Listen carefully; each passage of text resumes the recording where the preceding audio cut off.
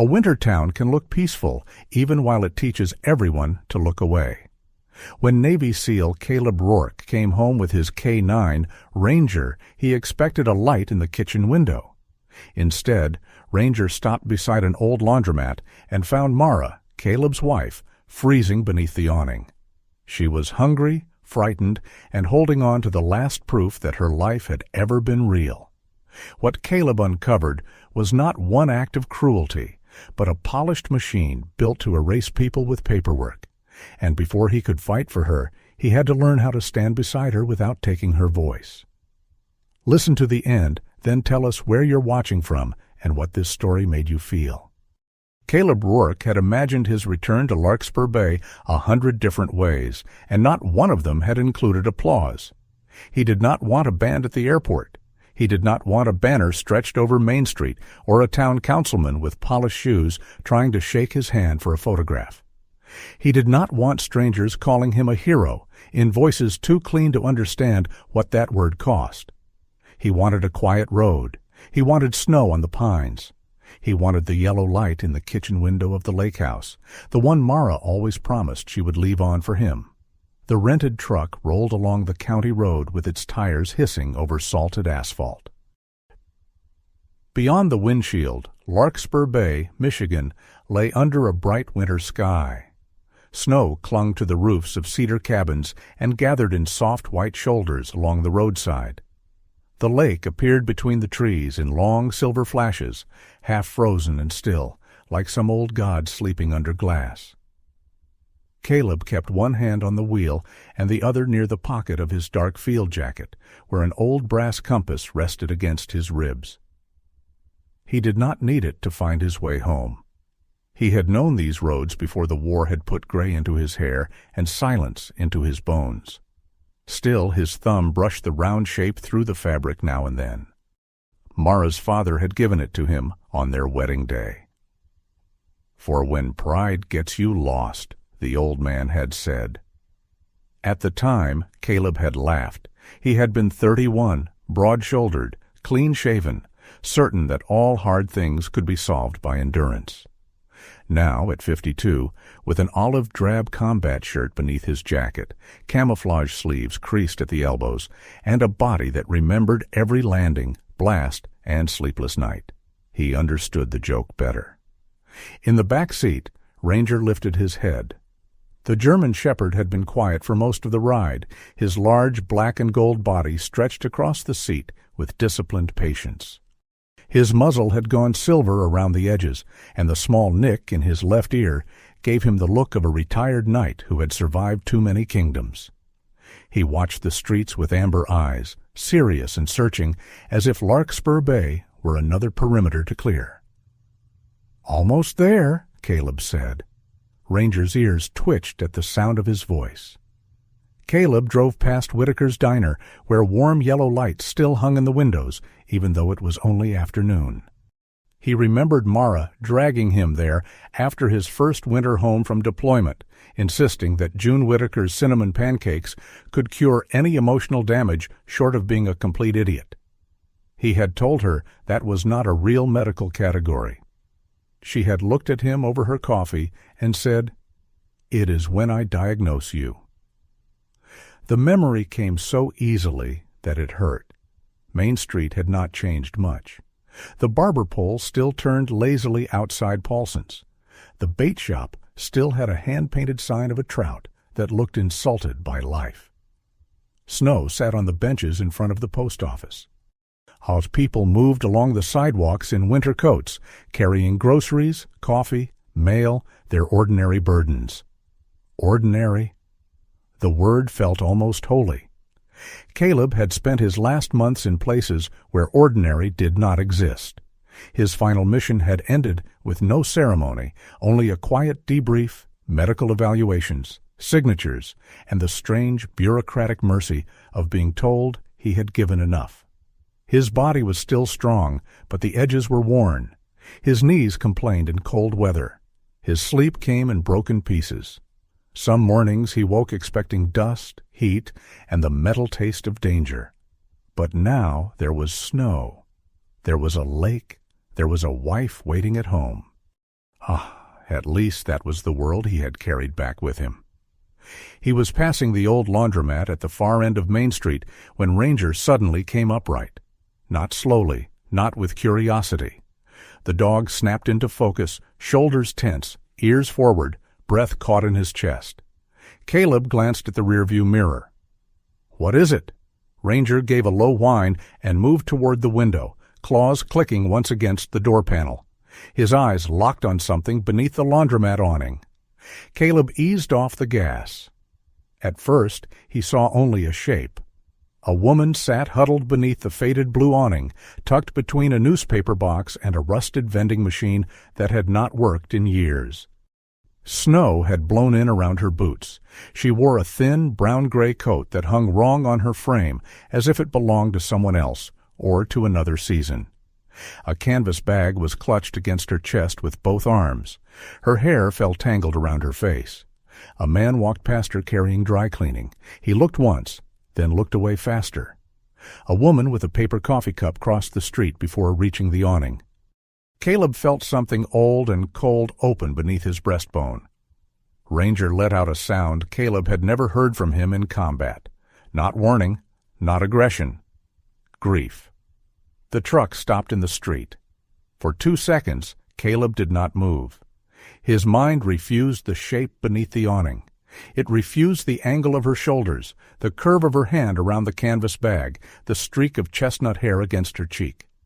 Then Ranger barked once, sharp and broken. Caleb threw the truck into park and was out before the engine fully settled. The cold hit him. So did the silence around him, the strange pause of a small town pretending not to stare. His boots struck the snowy curb. Shuts! Ranger launched from the back seat the moment Caleb opened the door, landing beside him with a soft thud, no leash, no command needed. The woman beneath the awning flinched. Caleb slowed. His heart had survived gunfire, blasts, bad news delivered in windowless rooms. It had survived the long discipline of not feeling too much too soon, but it nearly failed him then. "Mara?" The woman raised her face. Her cheeks were hollowed by cold and hunger. Her lips were cracked. Her hazel-green eyes, once warm enough to make any room feel lived in, stared at him through a fog of exhaustion and disbelief. For a moment there was no recognition. Then her mouth trembled. "Caleb?" He went down on one knee in the snow, not because he meant to, because his legs simply stopped being reliable. "I'm here," he said, though the words came out rough, almost useless. "Mara, I'm here." She stared at him as if he had stepped out of a fever dream. One hand lifted from the canvas bag. Her fingers were red from cold, shaking so badly he was afraid they might break if he touched them too quickly. She pressed her fingertips to his cheek. "You're real?" she whispered. The question did something to him that rage could not. It entered quietly, like a blade slipped between ribs. "Yes." He covered her hand with his own, careful, so careful. I'm real." Ranger moved in then, whining deep in his throat. The big German shepherd pressed his body against Mara's knees, then lowered his head and placed his muzzle into her open palm. Mara looked down. Her fingers touched the nicked left ear. Ranger gave the smallest sneeze. It was ridiculous. Tiny, almost comic. The same little sneeze he had made for years whenever Mara rubbed that ear just right. Mara broke. A sound came out of her that was not quite a sob and not quite laughter.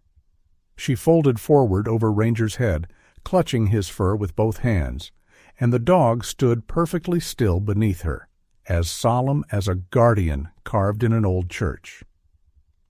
Caleb reached for her shoulder. She stiffened, only slightly, only for a heartbeat, but he felt it.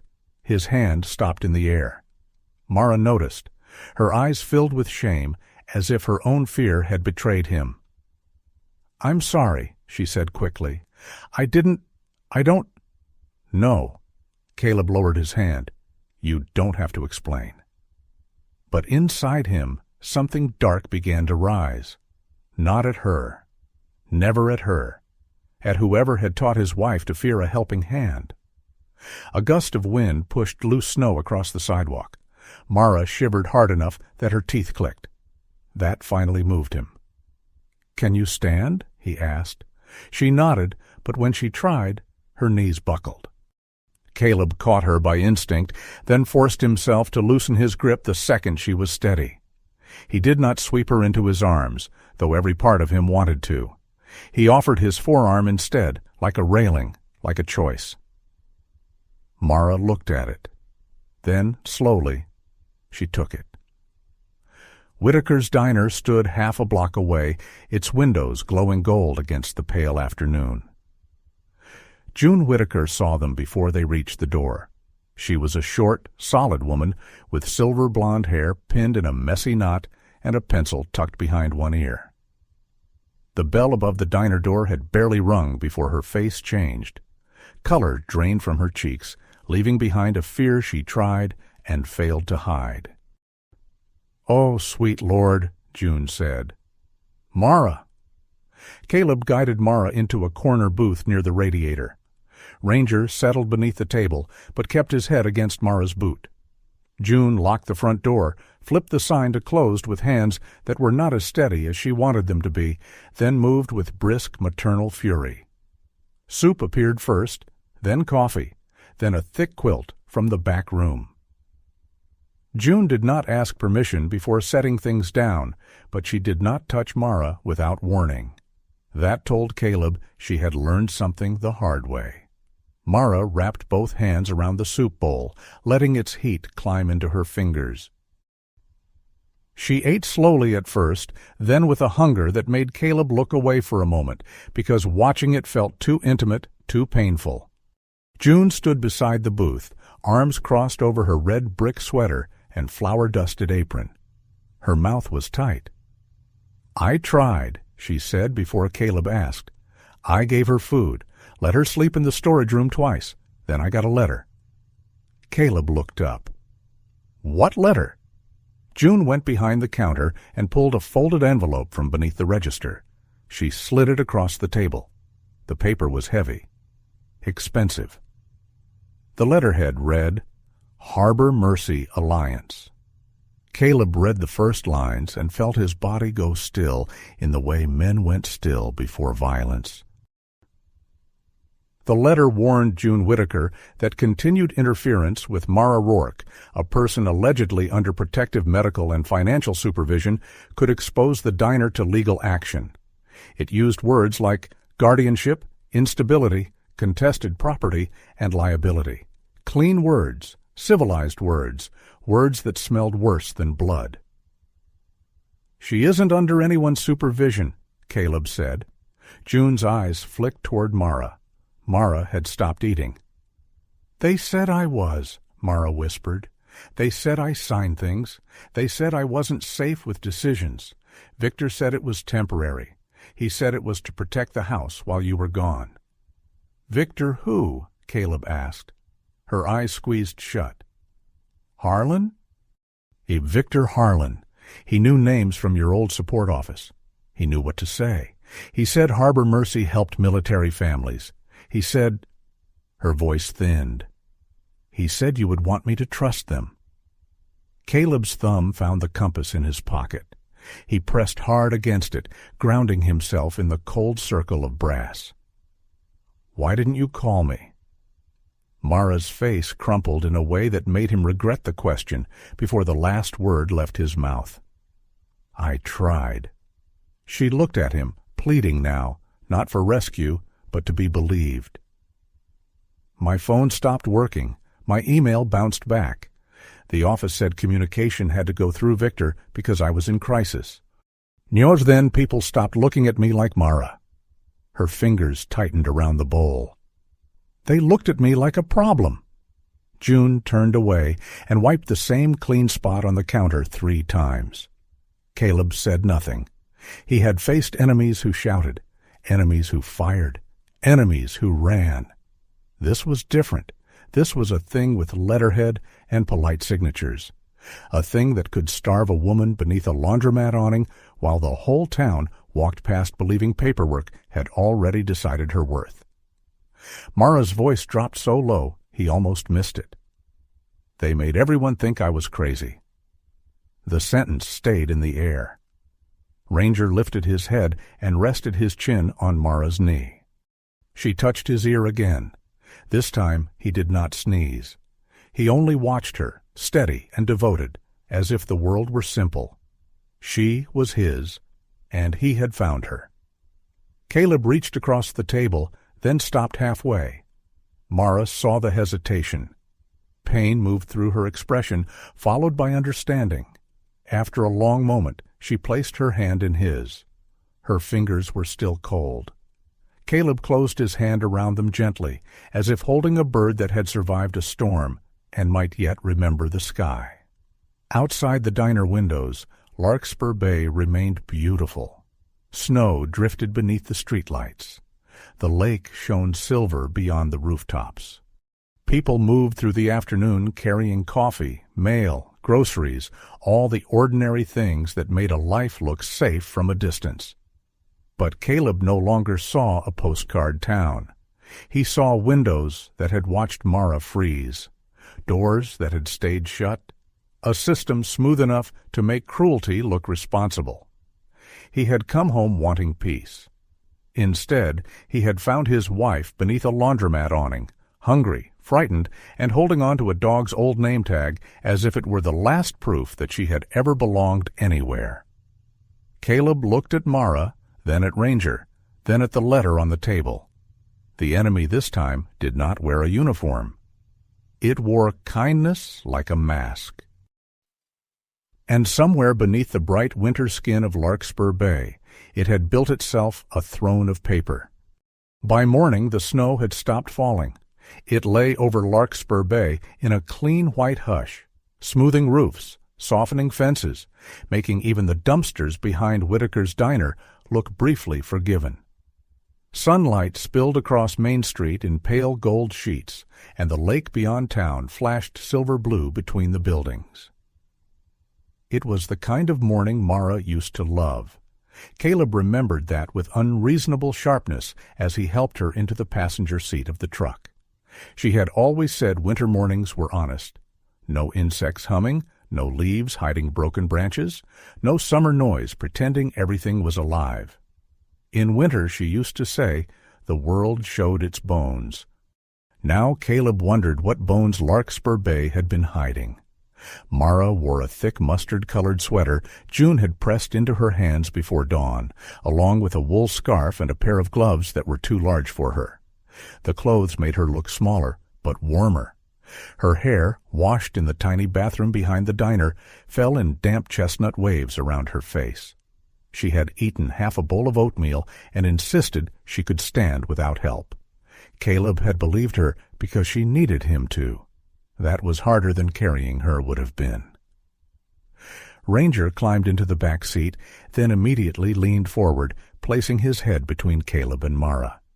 His amber eyes moved from one to the other, measuring the air inside the truck. "I'm all right," Mara told the dog. Ranger sneezed once, unconvinced. June stood on the diner steps with a coffee mug in one hand and her pencil still tucked behind her ear. She wore a brown puffer coat over her apron, as if she had marched out mid-breakfast battle. "You call me if anyone breathes legal language at you," she said. "I may not understand it, but I can hit them with a pie pan." Mara gave a faint smile. It was small, almost accidental, but Caleb saw June notice it and soften. "We won't be long," Caleb said. June looked at him, then at Mara. "That house might not be ready to be home today." Caleb did not answer. He drove north out of town, following the road that curved along the lake. The brightness of the morning felt almost cruel. Pines stood on either side of the road, their branches heavy with snow, and the lake opened beyond them in blue-white fragments. The world was clean and shining. Nothing in it looked capable of betrayal. Mara stared through the windshield. Caleb wanted to ask questions, 100 of them. He wanted names, dates, signatures, reasons. He wanted to build the shape of the enemy in his mind, give it edges, make it targetable. But Mara's fingers were curled tightly around Ranger's old name tag, the one she had kept in the canvas bag. The metal caught the light each time the truck turned, so Caleb kept quiet. The lake house appeared at the end of a narrow drive lined with white pines. It was a single-story cedar home with a wide porch facing the water, broad windows, and a stone chimney Caleb had repaired one summer while Mara sat nearby reading aloud from a terrible mystery novel just to annoy him. He had loved that porch. He had loved the way Ranger used to sprawl across the top step like a furry toll collector. For one impossible second, Caleb saw it as it had been. Then he saw the chain. A new steel chain looped through the front gate, bright against the dark wood. A clean white sign hung from the latch, laminated and stamped with a blue emblem. Property under protective administration, Harbor Mercy Alliance, authorized access only. Mara made no sound. That was worse than crying. Caleb stopped the truck. Ranger rose in the back seat and stared through the windshield, ears forward, body rigid. Caleb got out first. The cold air bit into his face. His boots crunched over packed snow as he approached the gate. He did not touch the chain at first. He only looked at it. The metal was new. The sign was new. The tire tracks inside the drive were recent. Someone had been here. Mara stepped down from the passenger side before he could come around. She moved slowly, but she did not ask for help. Caleb watched her cross the few yards of snow toward the gate, wrapped in June's oversized scarf, her face pale beneath the winter sun. Ranger came to her side. The dog lowered his nose to the bottom rail of the gate and sniffed. He moved along the fence, stopping at each post, reading the invisible history left there. At the third post, he paused and looked back at Mara. She stared through the bars at the porch. "I planted lavender there," she said. Caleb followed her gaze. The flower bed beside the steps had been dug up. The soil lay frozen in ugly clumps beneath a skim of snow. "You hated lavender," she added, still looking at it. "I never hated it." "You said it smelled like soap trying too hard." He remembered saying that. He remembered her throwing a gardening glove at his chest. The memory struck them both and then vanished, leaving the chain between them and the house. Caleb pulled out his phone. The first call went to their bank. He used the tone he reserved for military logistics. Calm, exact, stripped of warmth. The woman on the other end asked for a verification, then placed him on hold long enough for the cold to creep through his gloves. When she returned, her voice had changed. It had become careful. "I'm sorry, Mr. Rourke. Access to the accounts associated with Mrs. Rourke has been temporarily restricted pending review by an authorized financial representative." "Who authorized it?" "I'm not able to disclose details beyond the notation here." "I'm her husband." "I understand, sir." "No," Caleb said. "You don't?" Mara flinched at the edge in his voice. Ranger pressed against Caleb's leg. He ended the call before anger could sharpen into something useful to their enemies. The next call went to the county office, then to a veteran's family support number, then to a property records clerk whose voice sounded as tired as old paper. Every answer had a different shape, but the same locked center: protective administration, temporary guardianship review. CHIO, financial risk assessment, legal representative, Harbor Mercy Alliance. By the fourth call, Caleb understood the genius of it. Not brilliance, genius. The dark kind, the kind that built cages out of words so polished people thanked the cage maker for caring. Mara had not been simply robbed. She had been translated into paperwork. Caleb turned toward her. "Tell me what you remember." Her eyes stayed on the house. "Not all of it fits." "Then give me the pieces." She took a breath that shook on the way in. Victor came first. Caleb knew the name from the diner, but hearing it here in front of their gate made it heavier. Victor Harlan, Mara said. He knew things about your work. Not classified things, just enough. Names from the support office, dates, the way people talk when they've been around military families long enough to sound safe. She swallowed. He said Harbor Mercy helped spouses during sensitive deployments. He said it was boring paperwork, bill protection, emergency contact routing, medical planning. He brought brochures, real ones, good paper, pictures of smiling people in front of houses. Caleb looked at the sign again. Good paper, smiling people, a throne made of forms. He came with a woman the second time, Mara continued. A counselor. She asked about sleep, stress, whether I was scared while you were gone. I told the truth. I said yes. Her mouth twisted. That was the first mistake.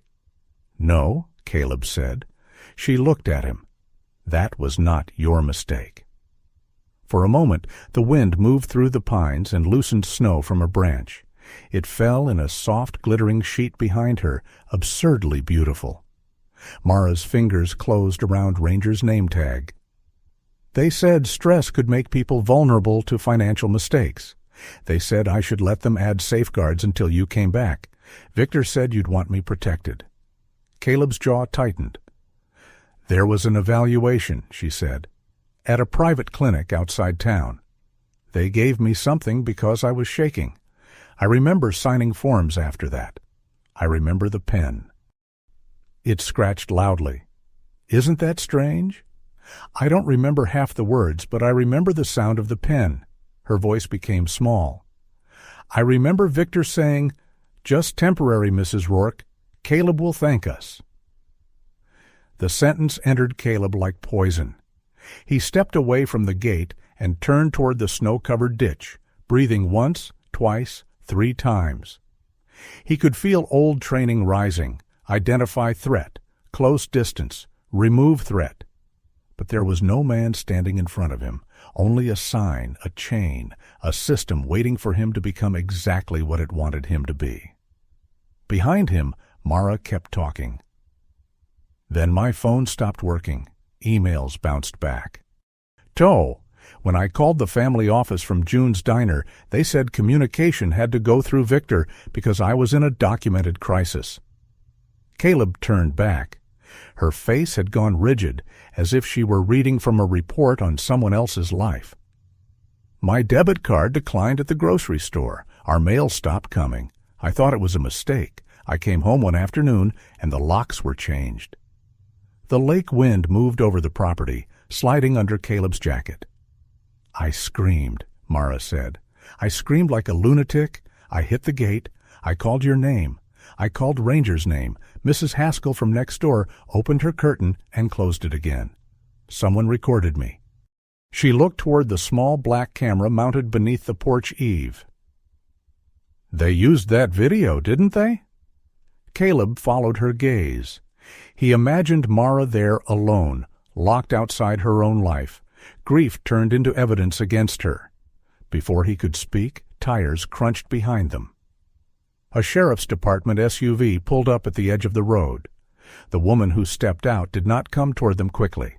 She took in the gate, the sign, Caleb, Mara, and Ranger, with the measured caution of someone approaching a fire that might be warmth or danger. She was in her early 40s, compact and straight-backed, in a dark winter deputy's jacket. Her black hair was cut to her jaw and tucked behind one ear. A small black notebook protruded from her breast pocket. Her face was not unfriendly, but it carried the fatigue of a person who had seen too many almost truths. "Mara," she said. Mara stiffened. Caleb noticed. The deputy noticed Caleb noticing. "I'm Deputy Nora Vale," she said, looking at him now. "You must be Caleb Rourke." "You know my wife." Nora's gaze moved briefly to the sign on the gate. "I know the calls." Caleb took a step toward her. Ranger moved with him, silent. Nora did not reach for her weapon. She did not retreat either. I'm not here to make this worse. That depends on what you think this is. I think, Nora said carefully, that your wife may have been trapped inside something that looks legal from the outside. The words stopped Caleb more effectively than a command would have. Nora removed her notebook, but did not open it. I responded twice when neighbors reported a disturbance here. Both times, Harbor Mercy had documents, medical assessment, temporary property administration, a restriction notice claiming Mara was not to enter without a representative present. It's our house, Caleb said. I'm not arguing that with you. You enforced it. Something flickered across Nora's face. Not anger. Shame, perhaps, or the scar tissue of duty. I stood between a crying woman and her front door because the papers said I had to, she said. I haven't slept well since. Mara looked at her then. Nora's voice lowered. But if you cut that chain, shove someone, threaten someone, or let that dog scare the wrong person, they'll make the whole story about you. Combat veteran unstable after return. Wife in crisis. K9 dangerous. They already know how to write that report. Caleb said nothing. Ranger leaned into his leg again, heavy and warm. Nora glanced at the dog. Smart animal. Smarter than most people, Mara whispered. It was the first bitter joke she had made since Caleb found her. It was small and it hurt, but it was hers. Nora almost smiled. What do we do? Caleb asked. The question cost him more than he expected. Nora opened her notebook. Photograph everything. Don't touch the chain. Don't enter. Write down every call you made, who you spoke to, what they said. Get copies of bank notices, property notices, anything with Harbor Mercy's name on it. And find someone who has seen this happen before. You have? Nora's eyes shifted toward the lake houses beyond the trees. I have suspicions, she said. Suspicion is not a warrant. Caleb looked back at the house, the porch, the dug-up lavender, the camera. Mara stood beside him, trembling from cold and memory, but her eyes did not leave the windows. Caleb lifted his phone and began taking pictures. The sign, the chain, the camera, the tire tracks, the flower bed, the changed lock visible beyond the porch railing. Each photograph felt inadequate, almost insulting, like trying to capture a storm in a thimble. But he took them anyway. Evidence, not rage. That was the new weapon. When he lowered the phone, Mara spoke quietly. Caleb. He turned. She was looking at his hands. He realized his left hand was clenched so hard the knuckles had gone white. I know what you want to do, she said. He breathed out. Chiku, do you? Yes. Her voice did not accuse him. That made it worse. You want to break the chain, break the door, break whoever made this happen. The truth stood between them in the snow. And if I did? He asked softly. Mara's eyes filled, but her voice stayed steady. Then they'd be right about us. He looked at her. She stepped closer, not into his arms, not yet, but close enough that he could see the tiny tremor in her jaw. I don't want you to win me back like I'm a position on a map, she said. I need you to hear me first. The words struck deeper than any command. For years, Caleb had survived by moving toward danger. Toward gunfire, toward screaming, toward the door that had to be opened. But Mara was not behind a door waiting for extraction. She was standing beside him, wounded and alive, asking not to be carried past her own voice. Slowly, Caleb unclenched his hand. He reached into his pocket and touched the brass compass. Not to find north, to remember that pride could get a man lost, even when he was standing in front of his own home. I hear you, he said. Mara closed her eyes. For one breath, the wind softened. Ranger walked to the gate and sat in front of it, facing the house. Snow dusted the silver around his muzzle. He did not bark. He did not scratch. He simply sat there like a loyal soldier at a border He did not understand. Nora watched him, then looked at Caleb. "Harbor Mercy has an office downtown," she said. "Don't go there angry." Caleb glanced at Mara. "I won't." Nora's expression suggested she did not entirely believe him. "Go there documented." It was not comfort. It was not justice. But it was a direction. Caleb took one final photograph of the white sign on the gate. In the frame, the house stood behind it, bright under the winter sun, beautiful and unreachable. Then he lowered the phone and turned away first. Not because he was surrendering, because Mara had asked him not to mistake force for rescue. Behind them, the lake flashed like a blade under glass, and the house waited behind its chain, wearing Mercy's name like a stolen coat. June Whitaker's spare cottage sat behind the diner like an afterthought the town had forgotten to be grateful for. It was small, square, and painted a faded butter yellow that looked braver than it had any right to look in winter. A narrow path had been shoveled from the back door of the diner to the cottage steps, and someone, June certainly, had salted it with the aggression of a woman who considered ice a personal insult. Inside, the cottage smelled of coffee, old wood, cinnamon, and the faint lemon polish June used on furniture that had already survived 3 generations of elbows. There were yellow curtains over the windows, a brown sofa with one sagging cushion, and a squat iron stove that ticked and breathed warmth into the room. It was not home, but it did not ask Mara to prove she deserved shelter. That alone made Caleb's throat tighten. Mara slept nearly 14 hours in the bedroom beneath 2 quilts and one crocheted blanket June claimed was ugly enough to scare pneumonia away. Ranger lay across the threshold the entire night, head on his paws, nicked ear twitching whenever the house creaked. Once, around 3 a.m, Caleb woke from a half-dream of alarms and dust to find the dog watching him in the dark. "Don't start," Caleb whispered. Ranger blinked slowly, as if saying one of them had to remain sensible.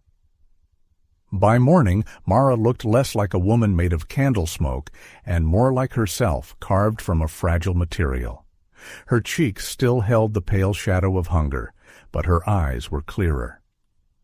She sat at the little kitchen table wrapped in June's oversized sweater, turning Ranger's old name tag between her fingers, while Caleb brewed coffee too strong for civilians and possibly small machinery. June arrived without knocking, carrying a skillet wrapped in a towel and a paper bag of biscuits. "I brought breakfast," she announced. "And before anyone says they're not hungry, I'll remind you, grief does not outrank eggs." Ranger lifted his head. "You already ate," June told him. Ranger lowered his head again, wounded by injustice. For one quiet minute, the cottage almost resembled a mourning. Then someone knocked. Caleb moved first, not fast enough to frighten Mara, but fast enough for June to raise an eyebrow. Ranger stood without a sound. Caleb opened the door with his body angled slightly between the room and the porch. The woman outside was not dressed for comfort. She wore a dark parka, black jeans, winter boots caked with road salt, and a wine-colored scarf wound twice around her neck.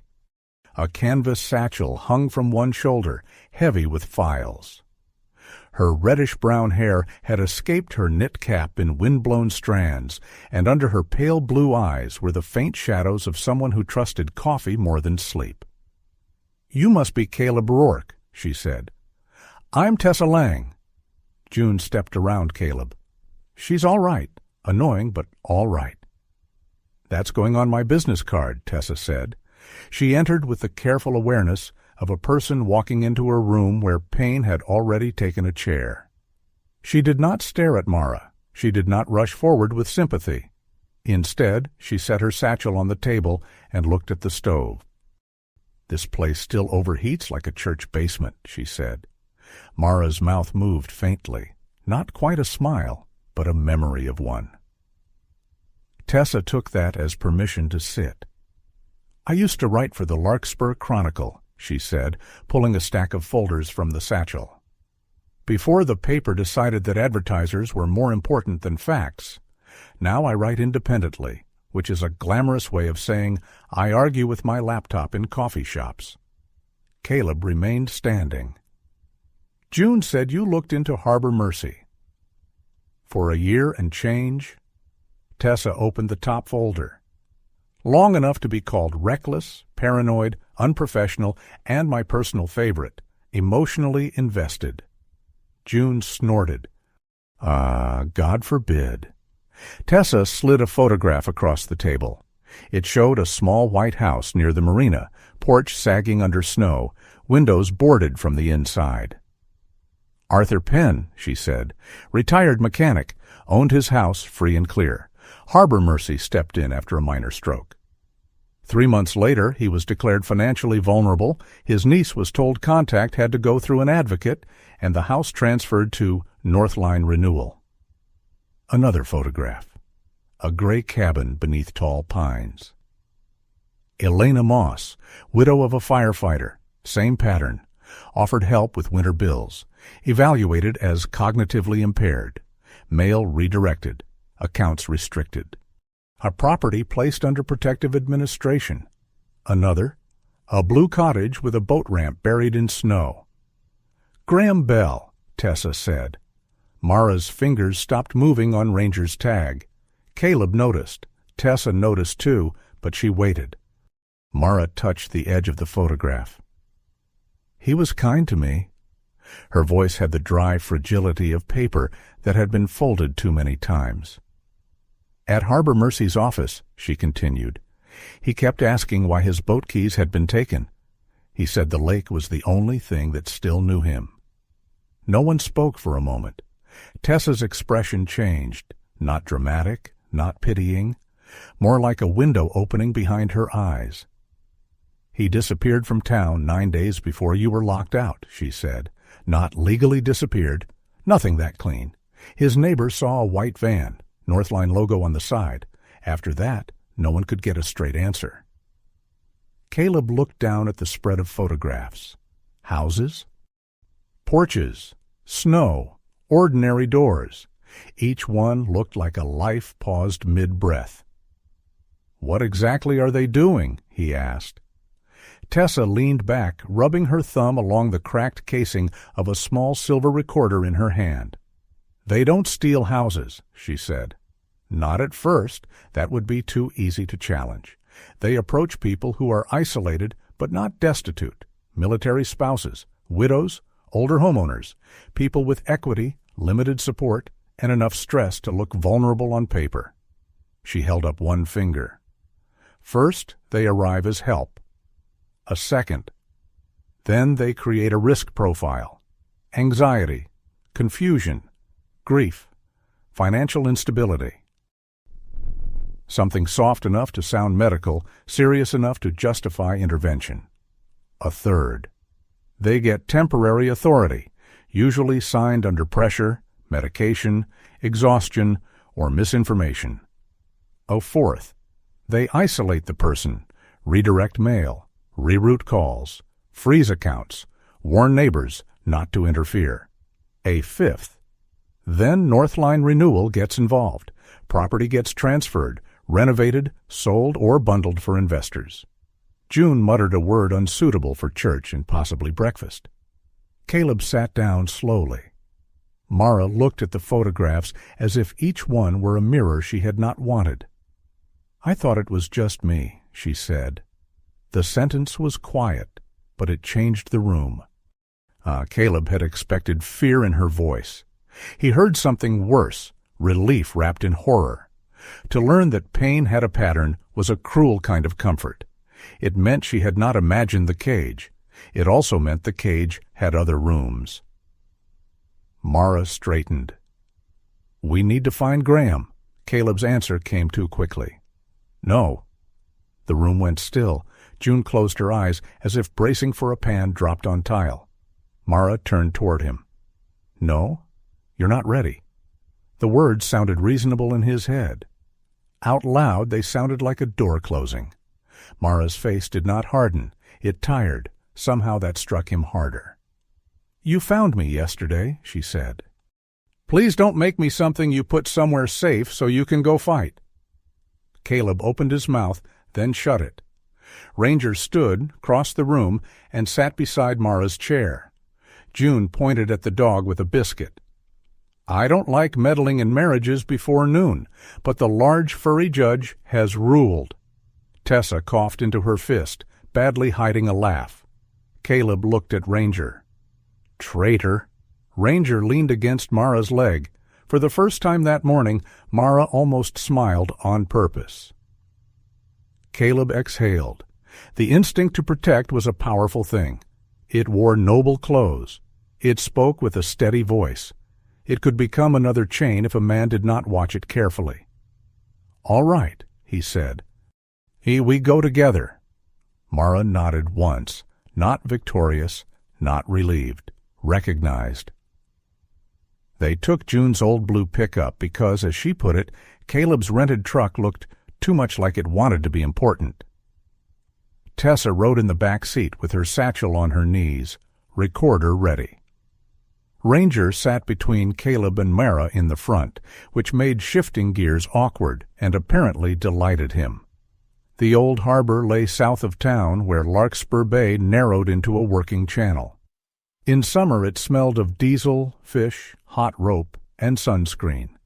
In winter it belonged to gulls, ice, and men who had forgotten how to retire from hard weather. Snow covered the pulled-up boats in white tarps. Warehouse roofs glowed under the pale sun. The frozen lake reflected so much light that the rust on the old dock rails looked almost ceremonial.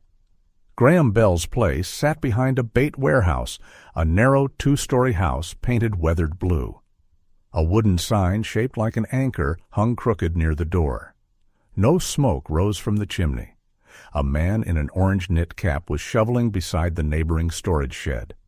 When he saw Mara, his shovel stopped. Caleb approached carefully. "We're looking for Graham Bell." The man's face shifted through recognition, fear, and calculation. He was thin, probably in his late 60s, with windburned cheeks and watery eyes. His name, he eventually admitted, was Hollis Reed, and he had known Graham for 30 years. "Don't know where he is," Hollis said. "But you saw him leave?" Tessa said. Hollis's gaze snapped to her satchel. "I don't talk to reporters." "I'm not here as a reporter," she said. June, who had insisted on coming and was now standing with her hands shoved into her coat pockets, said, "That is a lie, but she's useful." Hollis looked as if he wanted to leave his own driveway. Caleb kept his voice low. "Mr. Reed, my wife was taken the same way." Hollis glanced at Mara then. Really looked. Something in his face loosened. "They came in a van," he said. "White, North Line on the side. Graham was yelling about his boat papers. One of them told me it was a welfare matter and I ought to stay out of official business." "Who told you that?" Caleb asked. "Grant Ellery, realtor. Always smells like peppermint and lies." Hollis spat into the snow. "Said folks could get sued for interfering with a legal restructuring." Mara looked toward Graham's fence. A strip of faded green wool had caught on the wire near the back of the property, half buried in snow. She moved toward it before anyone else saw it. Caleb followed but did not stop her. Mara pulled the cloth free with trembling fingers. It was a scarf.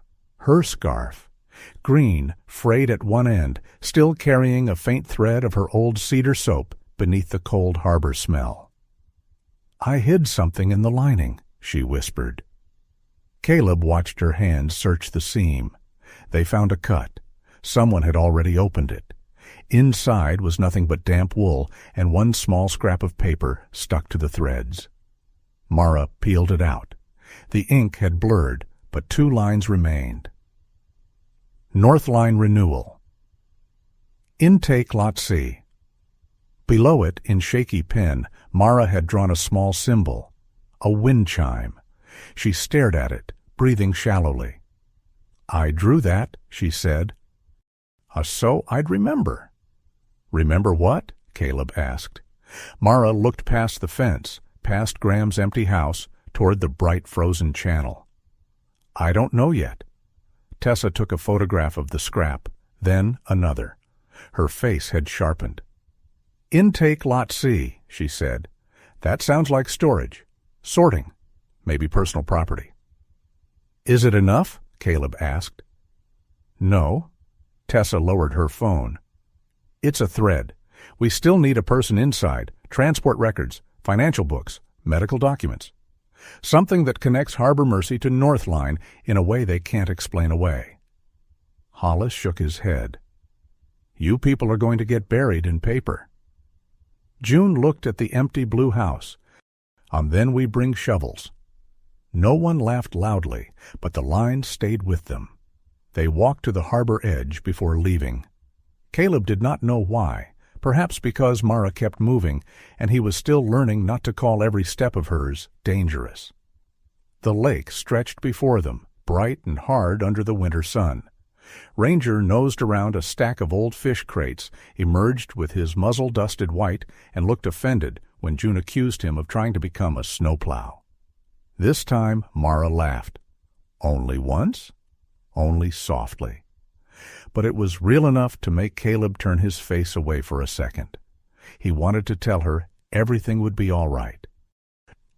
He wanted to promise the kind of ending soldiers promised in letters because they could not control the world from where they stood. Instead, he said the only thing that did not feel like theft. I believe you. Mara looked at him. The words did not fix the stolen house. They did not find Graham. They did not open accounts, erase reports, or return her name to clean paper. But something in her shoulders eased. Out on the frozen channel, sunlight flashed across the ice like a match struck in a dark room. And for the first time since Caleb had come home, Mara did not look rescued. She looked ready to remember. The Whitestone Lodge sat above Larkspur Bay like a palace that had learned to smile. By daylight, it was only an old winter hotel with white clapboard walls, dark green shutters, and a long porch facing the lake. But at night, with snow falling beyond the tall windows and golden light spilling from every room, it looked almost enchanted. Wreaths hung from the balcony rails. Lanterns glowed along the stone path. A valet in a wool coat hurried between expensive cars as if each one carried a visiting prince. Caleb did not like any of it. He liked it even less because Mara had gone quiet. She stood beside the truck in June's camel-colored wool coat, the one June had insisted was too nice for soup spills and therefore useless to me. Under it, Mara wore a dark green knit dress and low winter boots. Her hair was brushed smooth, tucked behind one ear with a small wooden clip June had found in a drawer. She looked composed, but Caleb could see the effort in the set of her shoulders. Ranger sat at Caleb's left side, wearing his dark service harness. Snow gathered lightly on the black saddle of his back. The dog's amber eyes moved from the valet to the entrance, then to Mara. "You don't have to do this," Caleb said. Mara looked up at the hotel. Behind the glass, people laughed with wine in their hands. A pianist played something delicate and old. It was the kind of place where cruelty wore cologne and donated to charity before dessert. "Yes," Mara said. "I do?" Caleb felt the answer more than he heard it. Tessa stepped out of her own battered Subaru behind them, wearing a black turtleneck, a dark blazer, and the same wine-colored scarf from the harbor. She carried a small camera bag instead of her larger satchel, which somehow made her look more dangerous. "Shun, remember," she said, "we are not storming the castle." June climbed out after her, muttering as she adjusted a navy dress coat that looked as if it had been forced into service after years of retirement. "Speak for yourself. I wore stockings. That's practically warfare." Mara smiled faintly. Caleb held on to that smile like a warm coal. They entered through the main doors into a hall of polished wood, pine garland, and heat. The lodge smelled of cedar smoke, roasted pears, expensive perfume, and snow melting from boots. A brass sign near the ballroom entrance read, Harbor Mercy Alliance, Winterlight, Gala, Protecting the Vulnerable, Preserving Dignity. Caleb read the words once, and then again.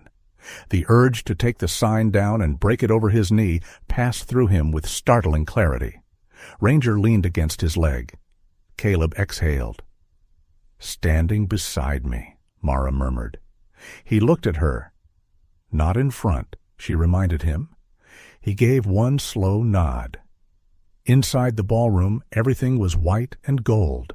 White tablecloths, gold candles, white roses in tall glass vases, gold ribbons on donation cards. Beyond the wide windows, snow fell over the dark lake, making the room feel as if it floated inside a snow globe owned by people who had never been cold. At the far end, a screen showed smiling faces and tidy homes. A gentle voice narrated over soft piano music. Harbor Mercy Alliance provides compassionate support for families in crisis, ensuring safety, stability, and responsible stewardship when life becomes overwhelming. Mara's hand tightened around the strap of her small bag. Caleb did not touch her. He wanted to. Instead, he let his hand hang at his side, open, visible. A choice she could take or leave? After a moment, she placed her fingers lightly against his palm.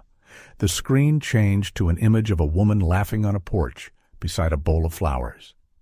Mara whispered, "That porch belongs to Elena Moss." Tessa, standing on Mara's other side, went very still. "You're sure?" "I saw her file on Graham's desk at Harbor Mercy." "She had blue hydrangeas." Mara's voice stayed low. "They're using her house in the video." June's face hardened. "Of course they are. Nothing says dignity like stealing the background." A man near the refreshment table glanced toward them. Caleb did not look back. He kept his eyes on the screen while something cold and organized formed in his chest. The video ended to polite applause. Then Elias Voss took the stage. He did not look like a villain. That was the first thing Caleb hated about him. Elias was trim and elegant in a charcoal suit, his silver hair combed neatly back, his black fountain pen clipped to his breast pocket like a ceremonial blade. His face held the mild, sympathetic expression of a doctor delivering news he had already survived hearing. "Friends," Elias began, his voice warm enough to sell winter back to the snow, "thank you for joining us tonight." He spoke of protection, of stewardship, of families overwhelmed by grief, illness, deployment, age, and financial confusion. He spoke of dignity so often that the word began to sound like a locked room. Mara listened without blinking. Caleb watched her more than Elias. He saw the tremor begin in her left hand. He saw her thumb find Ranger's old tag inside her bag. He saw her stand through it. Elias stepped down after the speech and moved through the room with practiced grace. People leaned toward him. Donors smiled. A councilwoman touched his sleeve while thanking him for doing the work no one else has the courage to do. Then Elias saw Mara. So the shift in his expression was almost too small to notice. Almost. His smile did not disappear. It simply adjusted. He walked toward them, carrying a glass of sparkling water. "Mrs. Rourke," he said, as if greeting a former patient at a garden party. "This is unexpected." Mara's fingers left Caleb's hand, not in rejection, in preparation. "Mr. Voss," she said. Caleb stood at her side. Ranger remained between them and Elias, silent, steady. Elias's pale eyes moved over Caleb's combat shirt, beneath the dark blazer, the disciplined posture, the clean-shaven jaw, the gray at his temples. Then they dropped to Ranger. "And Chief Rourke, I presume?" "Young Harbor Mercy has long admired your service." Caleb said nothing. Elias turned back to Mara with a sorrowful softness that made Caleb's skin tighten. "We were very concerned when you left the care plan prematurely. People in moments of acute distress often misinterpret help as control. Mara took a breath. Caleb felt the room narrow. Elias continued, gently enough for nearby guests to hear. "I hope you understand our only intention was to keep you safe." There it was, the elegant knife. A few people turned toward them. Curiosity moved through the room like a draft under a door. Mara did not shrink. "You changed the locks on my home," she said. Elias lowered his voice, though not enough. "Your home was placed under temporary protective administration after a documented evaluation. You rerouted my mail. For continuity of care. You froze my accounts. For financial safety. You told people I was unstable." Elias's smile became patient. "Mara, I would never use such a word in public." Caleb took one step. Ranger pressed hard into his leg. The pressure was firm enough to stop him. Caleb looked down. The old dog did not look back. Ranger kept his eyes on Elias, calm as a statue outside a tomb. Mara noticed the movement. She looked at Caleb, and something passed between them. Not permission. Partnership? Such, she turned away from Elias before he could keep shaping the conversation. "Tessa," she said. "Now." Tessa's recorder was already in her hand. They did not storm the stage. They did not seize a microphone. There would have been security, embarrassment, and a convenient story about a disturbed woman creating a scene.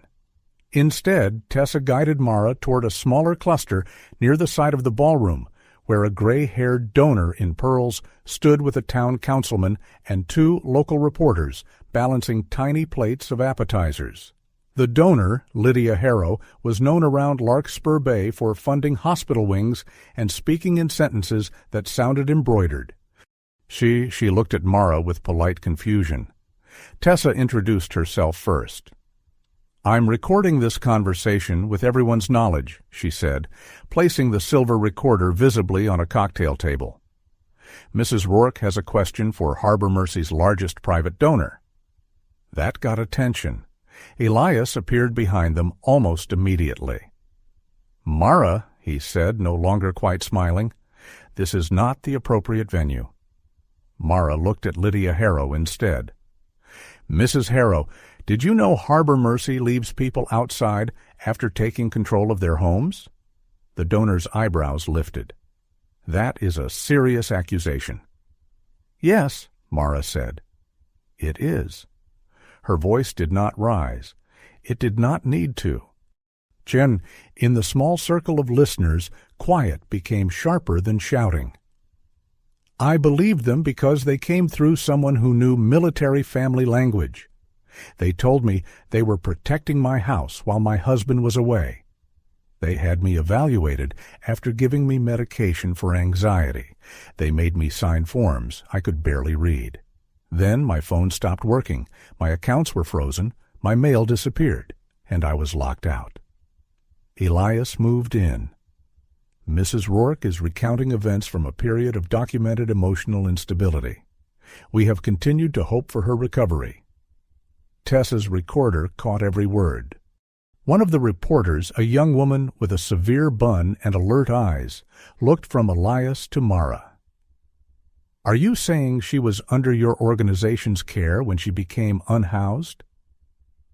The word landed strangely in the elegant room. Unhoused, as if hunger and snow became less brutal when dressed in policy language. Mara answered before Elias could. "I slept under the laundromat awning." Lydia Harrow's face changed. Not enough to become an ally. Not yet. But enough to become uncertain. Elias turned to the donor. "Our organization cannot physically compel a client to remain in a recommended care environment."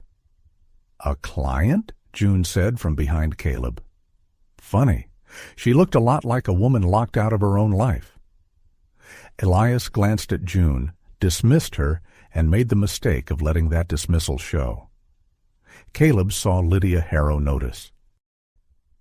Mara stepped closer to the cocktail table.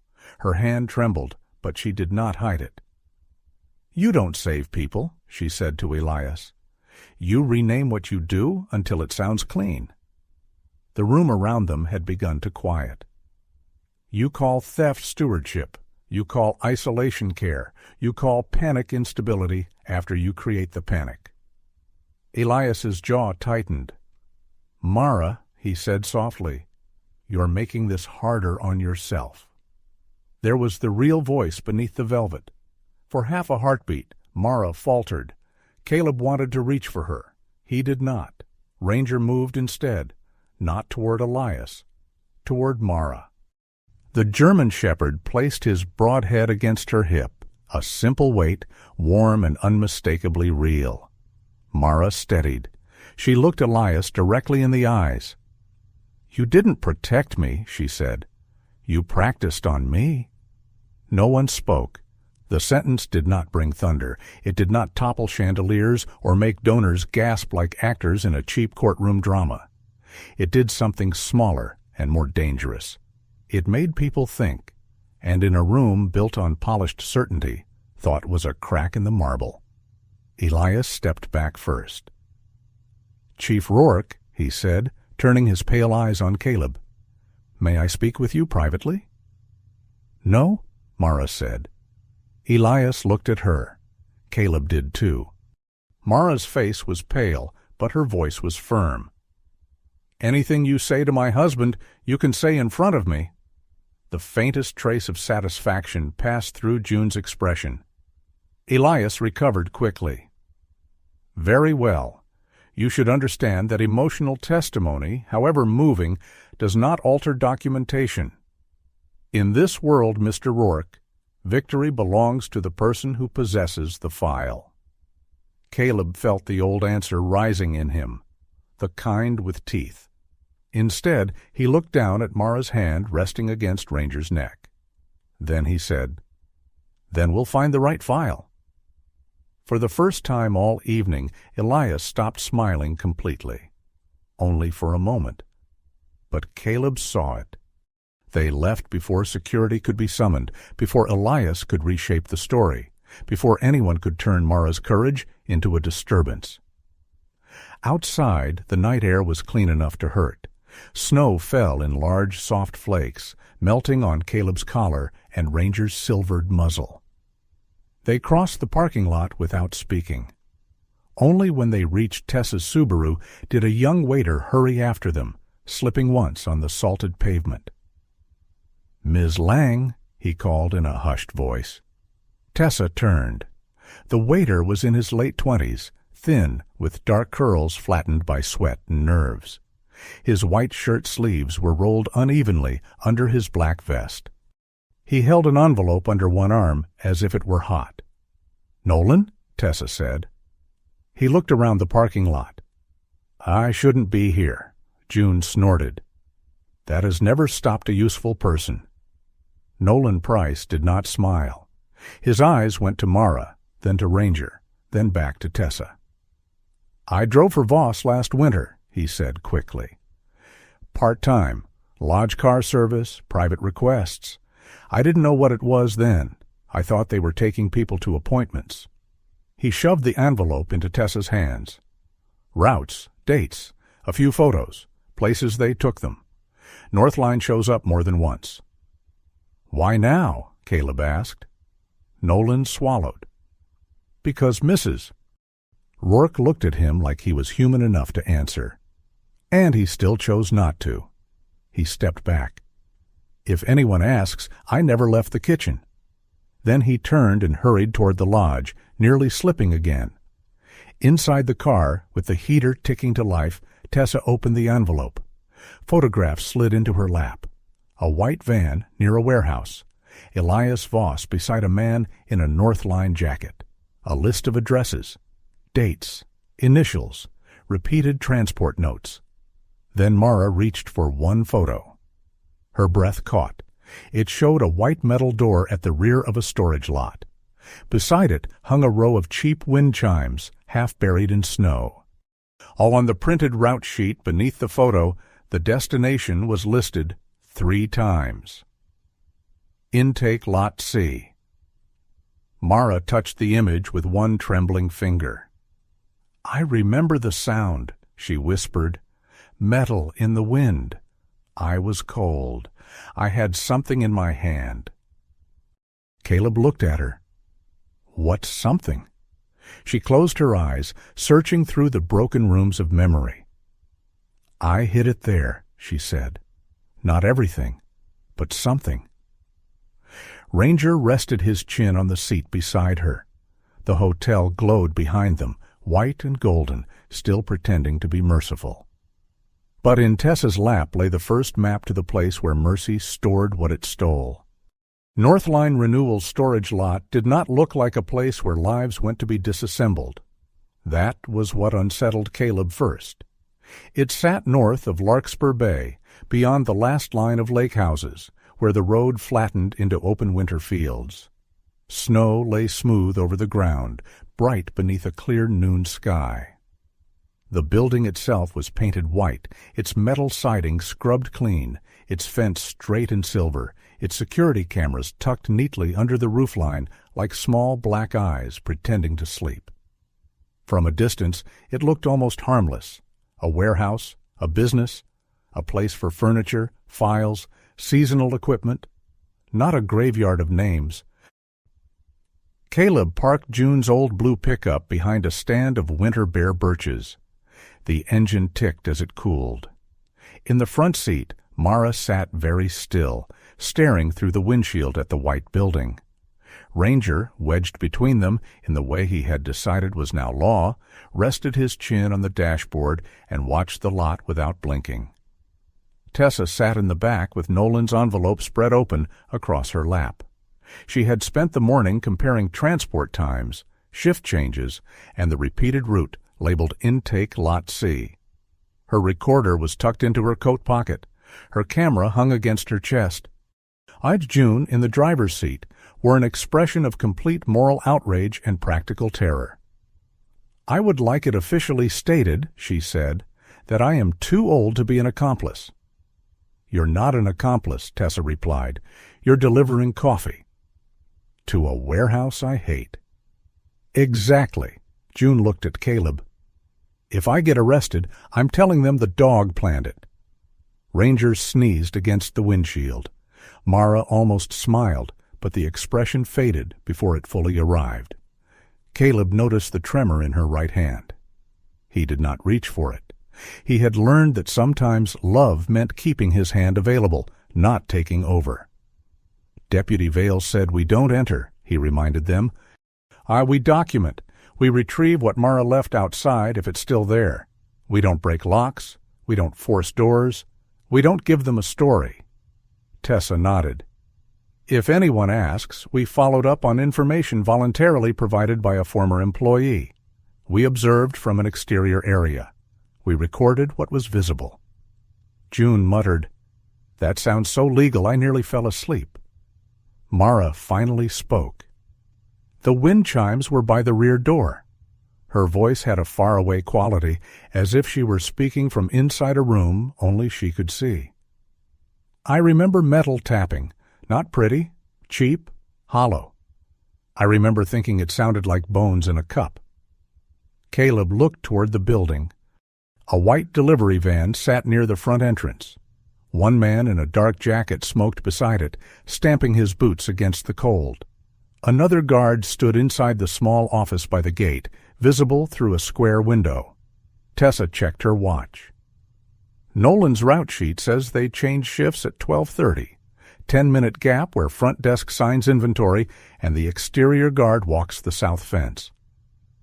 June took a deep breath and lifted a cardboard carrier of coffee cups from the floor. Beside it sat a white bakery box tied with red string.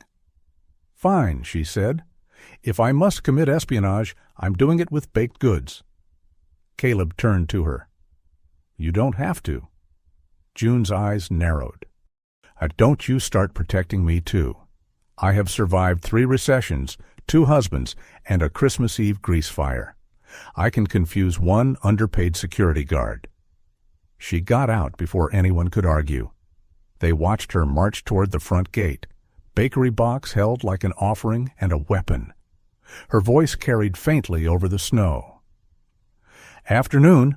I've got a delivery for Lot C. If this is the wrong place, blame Earl at the gas station. Man gives directions like a drunk goose." The smoking guard straightened, bewildered. Tessa whispered, "She's terrifying." "Yes," Caleb said, "and oddly inspiring." "Yes." Mara's gaze remained fixed on the rear of the building. When the guard left the side of the van to meet June at the gate, Caleb opened his door. Ranger dropped silently into the snow. Caleb gestured for him to stay close, then moved with Mara and Tessa along the birch line toward the back of the property. The snow was crusted at the top and soft underneath, each step a careful negotiation between speed and silence. Caleb hated bringing Mara this close, but he hated more the idea of turning her life into evidence while asking her to wait outside her own story. They reached the rear fence where the snow had drifted high against the posts. Beyond it, a narrow service lane ran behind the building. A metal door stood beneath a small overhang, and beside it, hanging from a bent nail, were the wind chimes. 5 cheap aluminum tubes, a little wooden disc. A dull, nervous clatter whenever the wind moved. Mara stopped. Color drained from her face. Caleb saw the memory hit her, not as a clear image, but as weather. Her breath shortened, her fingers curled inward. "I was here," she whispered. Tessa lifted her camera, then lowered it slightly. "Mara?" "There were boxes," Mara said. "So many boxes. They said I had to confirm what belonged to me. But there were other names. Graham's, Elena's, Arthur Penn. I saw names." Her eyes moved to the chimes. "I had something in my sleeve." Caleb scanned the fence. The rear gate was chained, but the chimes hung just inside the service lane, close enough that a person could reach through the bars if their arm was thin enough. "I can get it," Caleb said. Mara shook her head at once. "No." The word came out sharper than either of them expected. Caleb froze. Mara looked at him then, and for the first time since he had come home, the fear in her face was not of Harbor Mercy. It was of being quietly erased by kindness again. "I put it there," she said. "I need to take it back." The wind moved the chimes. Thin metal tapped against thin metal. Caleb stepped aside. Mara removed one glove. Her hand turned red almost immediately in the cold. She reached through the fence, fingers trembling, stretching toward the small wooden cap above the chimes. Twice she missed. Ranger made a low sound in his throat, not warning, not impatience, something close to encouragement. "Easy," Caleb said, not command. Prayer. Mara caught the cap and twisted. It didn't move. She closed her eyes. Her jaw tightened. She tried again, this time pressing up before turning. The cap loosened with a small crack of frozen grime. Inside the hollow wooden piece, wrapped in plastic and taped tight, was a black storage drive no larger than a thumb. Mara pulled it free. For a moment she only stared at it in her bare palm. Tessa photographed it before touching anything. "Bag," she whispered. Caleb handed over a clean evidence pouch Nora had given him that morning with the stern warning, "I did not give you permission to do anything stupid. I gave you a bag in case you ignored me intelligently." Mara slid the drive inside herself. Her hand was shaking badly now, but her eyes had changed. Not healed, not safe. Changed. The rear door clicked. Caleb moved before thought, guiding Mara behind the corner of the fence line. Tessa ducked beside a snowbank. Ranger lowered his body, ears forward, silent as shadow. The door opened inward only a few inches. Voices drifted out. "Don't care what Voss said. If the Rourke woman is back in town, we move her lot up." Another voice, younger, nervous. "We're supposed to hold personal property 90 days. A laugh. "We hold what's useful, we dump what's sentimental. You knew?" The door shut. Mara's face went white with anger now, not fear. Tessa's recorder was already running. Caleb looked at her. She nodded once. They moved along the fence until they reached a gap where the service lane angled toward a loading bay. Through the high window of the bay door, the inside of the warehouse was visible. Rows of shelving stretched beneath fluorescent lights. Each shelf held plastic bins and cardboard boxes marked with printed codes. Some were sealed. Others sat open. Caleb saw framed photographs stacked face down, a folded flag in a triangular case, Christmas ornaments wrapped in newspaper, a woman's white wedding shoes, a box of military ribbons. A child's drawing would have made the sight unbearable, but there were none, only adult lives stripped down to objects and labels. Mara gripped the fence. Tessa whispered, "This is enough to show storage." "No," Mara said, "not enough." Her eyes moved across the shelves. Then she saw it, a blue plastic bin on the second row marked Bell Graham, Harbor Intake. Beside it sat another bin. Rourke, Mara, Domestic Hold. The words seemed to remove the air from Caleb's lungs. Domestic Hold. Not wife, not therapist, not homeowner, not woman. Hold. Inside Mara's bin, visible through the open lid, lay the edge of a photo album and the green ceramic mug Caleb had bought her at a roadside stand in Vermont. It had a chipped handle. She had refused to throw it away because, she said, imperfect mugs had better personalities. Caleb felt rage move through him, vast and silent. Then Mara touched his sleeve. He looked down. She was crying, but she shook her head. Not now. He understood. He took photographs through the window. Tessa did too. Through the next pane, they caught the corner of Graham Bell's bin. A summer photo lay on top, Graham standing by the harbor, sunburned and squinting, one hand raised in a wave. On the back, visible where it had curled upward, was a handwritten phone number and the words, Northridge Recovery Residence. Tessa zoomed in. "That may tell us where they took him," she whispered. A shout came from the front of the lot. June's voice rose, offended and theatrical. "Well, if this isn't Lot C, then somebody better tell your sign makers, because I have been driving in circles with hot coffee and a pie that is losing structural integrity." The guard's reply was muffled, irritated. Then another sound, boots moving quickly along the south side. "Time," Caleb said. They retreated along the fence, but the younger guard from the rear door rounded the corner too soon. He was broad, red-faced from cold, and startled enough to reach for the radio on his belt. "What are you doing back here?" Caleb stepped between him and Mara, not charging, not threatening, just occupying space with a stillness that made the guard reconsider several life choices. Ranger moved beside Caleb, body low, eyes locked. No growl, no teeth, only the quiet promise of consequences. Tessa lifted her camera. Documenting personal property held by Northline Renewal for individuals under Harbor Mercy Administration. Can you explain why those bins are labeled with private citizens' names? The guard blinked. No filming. Is this public-facing exterior access? You can't. Are you authorized to discuss retention procedures? Tessa pressed. His hand hovered near the radio, uncertain now. The camera made him smaller. Not harmless, but less sure. Caleb kept his voice level. "We're leaving." The guard looked at Ranger and decided not to disagree. June's pickup skidded around from the front lane with all the grace of a blue refrigerator on wheels. The passenger door flew open. "Get in before my knees file for divorce," she shouted. They got in. Ranger leaped last, landing half on Caleb and half on Tessa's satchel.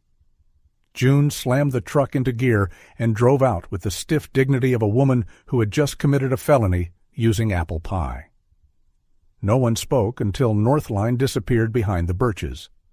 Then June exhaled. I hate field trips.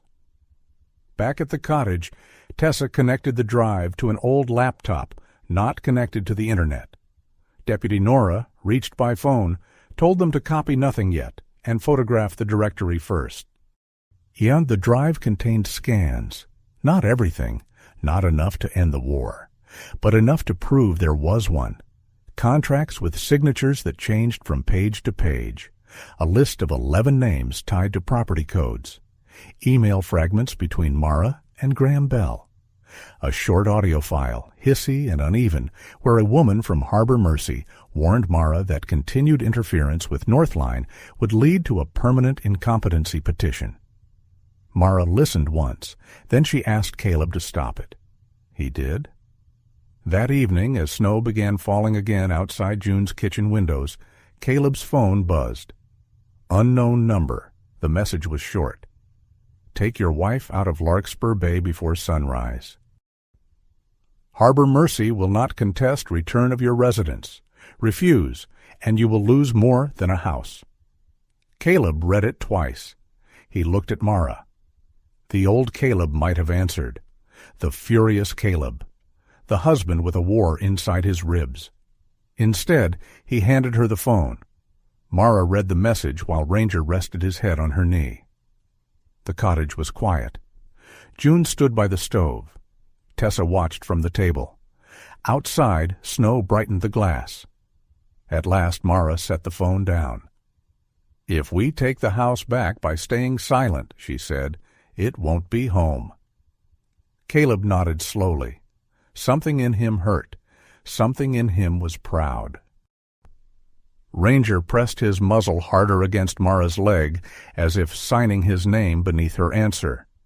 And in the little yellow cottage behind the diner, surrounded by coffee cups, copied photographs, and the first fragile pieces of proof, Caleb understood that Mara was not asking him to save her any more. She was asking him to stand with her while she saved the truth. By the time the emergency town hearing was announced, Larkspur Bay had already begun choosing sides. Not openly. People rarely had the courage to be cruel in daylight. Instead, they chose in whispers at the grocery store, in lowered voices outside the post office, in the way they stopped talking when Mara entered Whitaker's diner. Some believed her now. Some wanted to believe her, but were afraid of what that belief would require. Some preferred the old comfort that papers meant truth, that good suits meant good men, that a woman under an awning must have done something to end up there. Caleb watched all of it without comment. He had spent years reading the air before ambushes. This was not so different. Fear had a smell. Shame did too. In Larkspur Bay, both moved beneath the clean scent of snow and wood smoke. Deputy Nora Vale arranged the hearing for a Thursday afternoon at the town hall, a white brick building with a clock tower and a flag snapping stiffly in the winter wind. She did not promise arrests. She did not promise justice.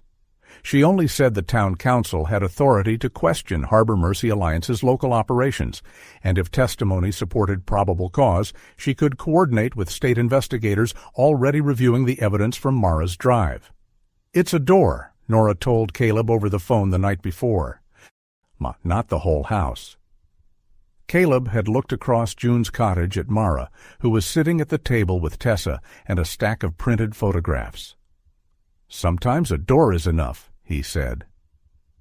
The next day, a bright snowstorm moved through town. It was not violent.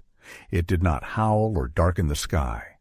It fell thick and luminous, turning sidewalks, parked cars, benches and rooflines into one continuous white shape. Larkspur Bay looked as if it had been placed inside a porcelain bowl and dusted with sugar by a patient hand. People came anyway. They arrived in wool coats, work jackets, church hats, sheriff's department uniforms, and old boots stained with salt. They came because they were curious. Dark. Because they were guilty. Because one of the names on Tessa's printed list belonged to someone they knew. Because if Mara Rourke could be locked out of her lake house and called unstable for protesting, then the walls between safety and ruin were thinner than anyone wanted to admit. Caleb walked in beside Mara. Not ahead of her. Beside her. Ranger moved at Mara's other side, wearing his dark harness, his black and gold coat brushed clean, silver muzzle dusted with fresh snow. The room noticed him. A few people shifted uneasily. Ranger ignored them with the solemn dignity of a creature who had been judged by far worse audiences. June sat in the second row, arms crossed over a red brick sweater, pencil behind her ear as always. Tessa sat up near the aisle with her recorder, camera, and a folder of documents arranged with almost ceremonial precision. Nolan Price sat near the back, pale and nervous in a borrowed sport coat that did not quite fit his shoulders. He kept rubbing his palms against his knees. At the far side of the room sat Elias Voss. He had chosen a charcoal suit, a white shirt, and a blue tie, the color of winter shadows. His silver hair lay perfectly in place. His black fountain pen rested in his breast pocket. Beside him sat a narrow-faced attorney with rimless glasses and a leather briefcase that looked expensive enough to intimidate furniture. Victor Harlan sat 2 chairs behind them. He looked smaller than Caleb expected. His brown overcoat was neatly brushed, his glasses polished, his hands folded over the same leather portfolio he had once carried into Mara's life, like a basket of snakes disguised as bread. He did not look at Mara for more than a second. Grant Ellery, the realtor, had taken a seat near the rear exit. He wore a camel coat and a peppermint smile that had lost its sweetness. When Tessa lifted her camera, his eyes dropped to the floor. Nora stood near the council table in uniform, her black notebook in hand. She looked tired, but not uncertain. The hearing began with formalities. The mayor, a heavy-set man named Alcott, who seemed deeply uncomfortable with microphones, reminded everyone that the town was not a court of law. The council could not determine guilt. The purpose was to hear public concern regarding Harbor Mercy's operations and potential misconduct involving local property administration. Elias rose first. Of course he did. He spoke without notes. Harbor Mercy Alliance serves vulnerable adults and families during moments of extreme instability, he said. So, our work is often misunderstood because privacy laws prevent us from publicly discussing the very people we protect. His voice filled the room gently, almost kindly. He explained that grief, deployment stress, medical anxiety, and financial disorientation could create temporary crises. He explained that protective administration was never taken lightly. He explained that Northline Renewal was a licensed property services partner used only when assets required maintenance, inventory, or market stabilization. Market stabilization. Caleb felt the phrase move through the room like perfume sprayed over rot. Elias did not accuse Mara directly. He was too skilled for that. Instead, he spoke around her. A recent case involving a military family has understandably stirred strong emotion, he said, but emotion cannot replace documentation. Nor can public sympathy override clinical assessment. Mara sat very still. Caleb felt his hands begin to curl. Ranger lifted his head from beneath Mara's chair and placed his chin on Caleb's knee. The weight was small. The command inside it was not. Caleb opened his hand. Tessa was called next. She did not perform. That was her strength. She walked to the front with a stack of enlarged photographs and spoke like someone laying stones across a flooded road. She showed the council the list of 11 names from Mara's storage drive. She showed property transfer dates. She showed photographs of bins in Northline's warehouse labeled with private citizens' names. She showed the transport sheet Nolan had provided, where Harbor Mercy appointments, Northline inventory lots, and recovery residences appeared in the same sequence again and again. This is not one confused woman's allegation, Tessa said. It is a pattern. Elias's attorney objected that the documents lacked authentication. Nora stepped forward. They are being reviewed by state investigators. This hearing is to determine whether immediate local cooperation is warranted." The mayor swallowed and nodded. Nolan was called. He walked to the front like a man approaching deep water. His dark curls had been combed flat, but one strand kept falling over his forehead. He looked once toward Elias, then toward the floor. "I drove for the lodge," he said. "Private car service. Sometimes Mr. Voss requested drivers for Harbor Mercy appointments." His voice shook, but he did not stop. "I took people from homes to Harbor Mercy's office, sometimes to Northline, sometimes to Northridge Recovery residents. I thought they were medical transfers. I didn't ask because I needed the work." Elias's attorney asked whether anyone had forced him to drive. "No," Nolan said. But people in the back seat were scared. One man kept asking where his boat keys were. One woman asked me to call her sister. I told myself it wasn't my business. He looked at Mara then. I was wrong. June stood next. She did not go to the front gracefully. She rose with a sound from her knees that made 3 people wince in sympathy and 1 person hide a smile. When she reached the microphone, she unfolded the letter Harbor Mercy had sent her and held it up. "I run a diner," she said. "I make pancakes. I refill coffee. I tell men named Earl that ketchup is not a vegetable. I do not practice law." A ripple of nervous laughter moved through the room. June waited for it to pass. "This letter told me that if I kept feeding Mara Rourke or gave her a place to sleep, I could be interfering with medical guardianship and property proceedings. So I got scared. I helped her less than I should have." Her voice thickened, though her chin stayed high. "I want that on the record, not because I'm proud, because fear is how this thing got legs." The room went quiet. Then others began to speak. Arthur Penn, the retired mechanic from Tessa's photographs, stood with a cane and a voice rough as gravel. He told them he had signed paperwork after a minor stroke because a Harbor Mercy advocate told him it would keep his utilities paid. 3 weeks later, his niece could no longer access his bank information, and Northline workers were measuring his kitchen. Elena Moss, silver-haired and tiny beneath a purple wool hat, held up a framed wedding photograph Tessa had recovered in a warehouse picture. She had not seen it in months. Her hands shook as she said, "They put my husband in a box with a barcode." No one spoke perfectly. That mattered. Truth, Caleb thought, did not always arrive polished. Sometimes it limped in wearing borrowed boots and forgot what it meant to say halfway through. Sometimes it cried. Sometimes it cursed. Sometimes it needed a chair. But it stood. And standing was enough to change the room. Then Mara rose. Caleb did not help her up. He wanted to. His body leaned before his mind, stopped it. But Mara stood on her own. Ranger rose with her. She walked to the front slowly. The room held its breath in that strange way crowds do when they know they are about to witness either a collapse or a beginning. Mara placed both hands on the edge of the podium. For a moment she looked not at Elias, not at the council, but at the room itself, at the town that had seen pieces of her suffering and misnamed them. "My name is Mara Rourke," she said. Her voice was quiet. The microphone carried it anyway. "I was not a file. I was not a case. I was not a domestic hold. I was a wife in my own home." Caleb closed his eyes briefly.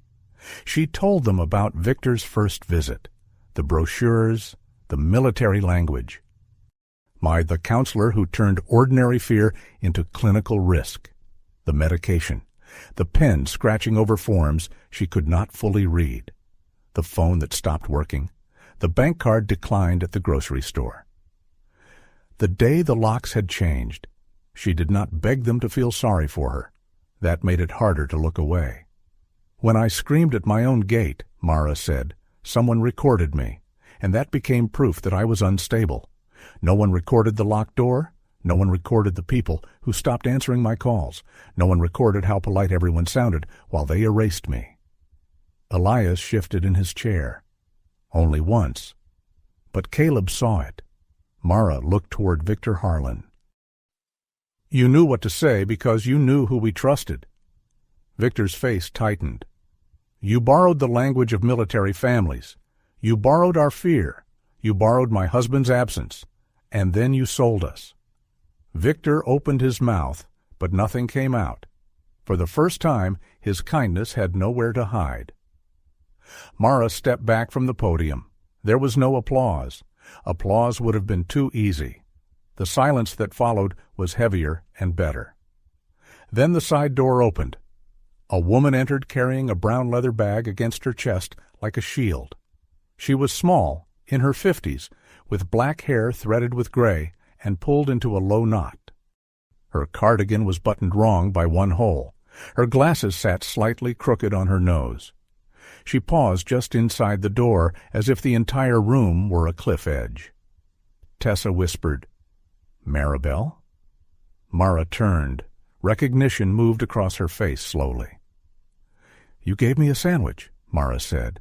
The woman flinched as if kindness, spoken aloud, hurt more than accusation. Maribel Shaw walked to the front.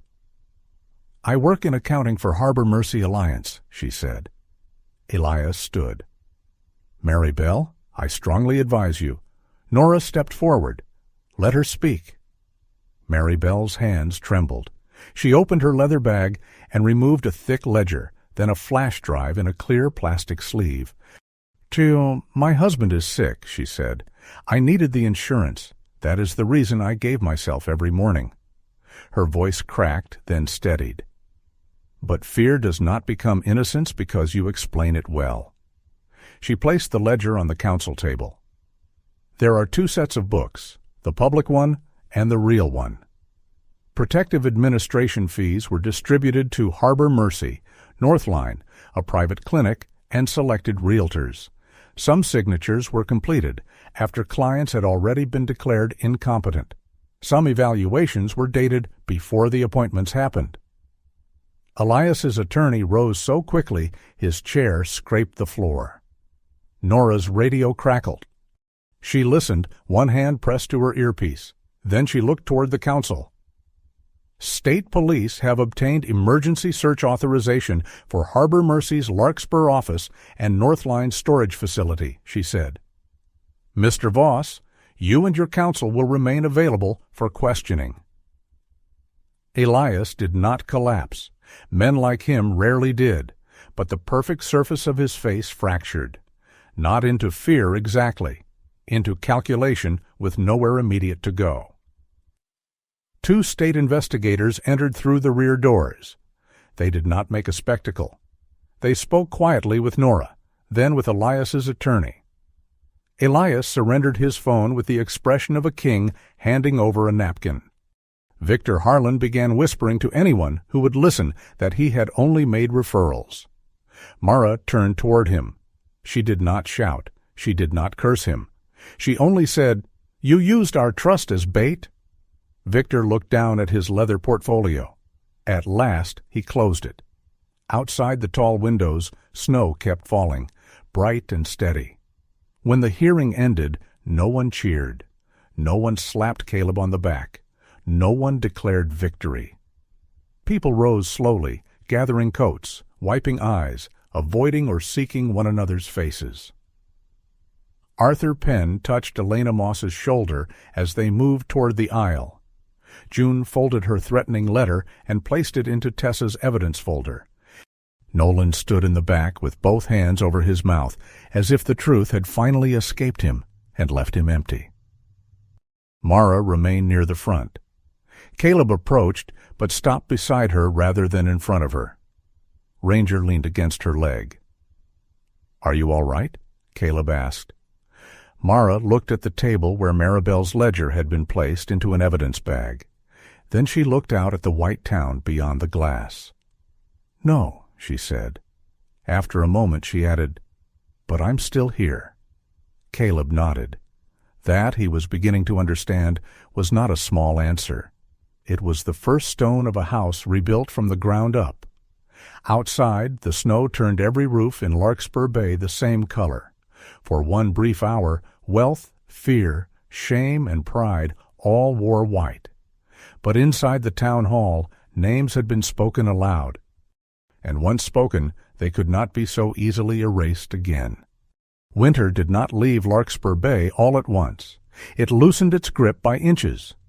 Snow remained in the ditches long after the roads cleared. Ice clung to the shaded edges of the harbor. The lake still wore a pale skin of frost at dawn, and the pines along the shore held white in their branches like old men refusing to put down their burdens. The town changed the same way, not suddenly, not cleanly, not with a courthouse bell ringing justice into every room. Harbor Mercy Alliance's local office was locked behind yellow evidence tape. Northline Renewal's storage lot had been frozen under court order. State investigators took boxes of files away in unmarked vans.